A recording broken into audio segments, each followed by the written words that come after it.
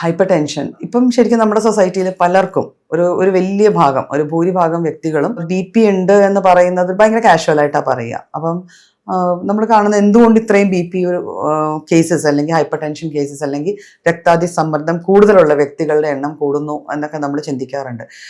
അപ്പം ഏത് വ്യക്തികളാണ് അറ്റ് റിസ്ക്, ആർക്കൊക്കെ ഇത് വരാനുള്ള സാധ്യതയുണ്ട്, വന്നു ചേരാൻ പറ്റും എന്നുള്ളതൊന്ന് ജസ്റ്റ് നോക്കാം. എപ്പോഴും ആദ്യം ശ്രദ്ധിക്കേണ്ടത് ജനിതക ഘടകം ഒരു വലിയ ഘടകം തന്നെയാണ് ഹൈപ്പർ ടെൻഷൻ വന്നു ചേരാൻ.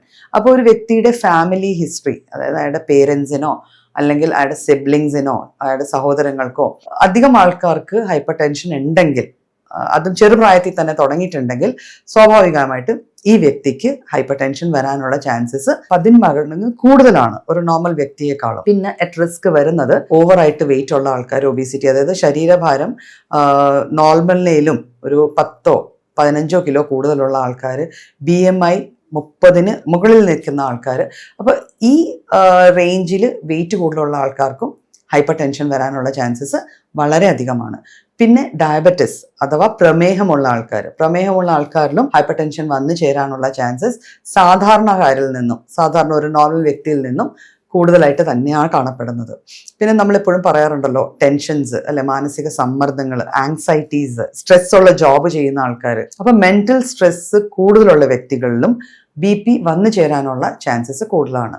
അപ്പം മെന്റൽ സ്ട്രെസ് കൂടുതലുള്ള ആൾക്കാരിൽ സ്വാഭാവികമായിട്ട് അവരുടെ സ്ലീപ്പ് പാറ്റേൺ അല്ലെ, അവരുടെ ഉറക്കത്തിന്റെ രീതികൾ മാറ്റം കാണും. അപ്പം ഉറക്കം പ്രോപ്പറായി കിട്ടാൻ സാധ്യത കുറവുള്ള കുറെ ജോബ് പ്രൊഫൈൽസ് ഉണ്ട്, കുറെ ജോലികളുണ്ട്, അല്ലെങ്കിൽ കുറെ എൻഗേജ്മെന്റ്സ് ഉണ്ട്. അപ്പൊ അത്തരത്തിൽ ഇടപെടുന്ന വ്യക്തികളിലും ഹൈപ്പർ ടെൻഷൻ വരാനുള്ള സാധ്യതകൾ എന്നും കൂടുതൽ തന്നെയാണ്.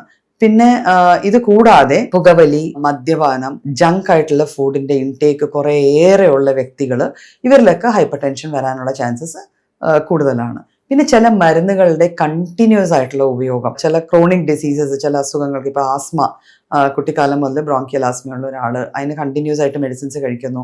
അതുപോലെ വേറെ എന്തെങ്കിലും ഒരു ലിവർ ഡിസീസ് വരുന്ന, അല്ലെങ്കിൽ എന്തെങ്കിലും ഒരു കഞ്ചനൈറ്റൽ അസുഖങ്ങളുണ്ട്, അല്ലെങ്കിൽ ഒരു ഓട്ടോ ഇമ്യൂൺ ഡിസോർഡർ വന്ന ഒരു വ്യക്തിയാണ്, ആ വ്യക്തി ലോങ് ടേം മെഡിക്കേഷൻസ് എടുക്കുകയാണെങ്കിൽ ചില മെഡിസിൻസിന്റെ എഫക്റ്റിൽ തന്നെ ഹൈപ്പർ ടെൻഷൻ വന്നു ചേരാനുള്ള സാധ്യതകൾ വളരെയേറെ കൂടുന്നുണ്ട്.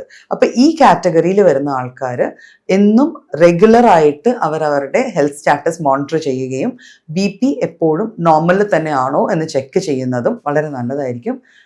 എന്തെങ്കിലും പ്രശ്നങ്ങൾ കണ്ടാൽ അല്ലെങ്കിൽ എന്തെങ്കിലും ഒരു ഡീവിയേഷൻസ് കണ്ടാൽ അത് ടൈംലി തന്നെ ട്രീറ്റ് ചെയ്യാനും ഇത് സഹായിക്കും.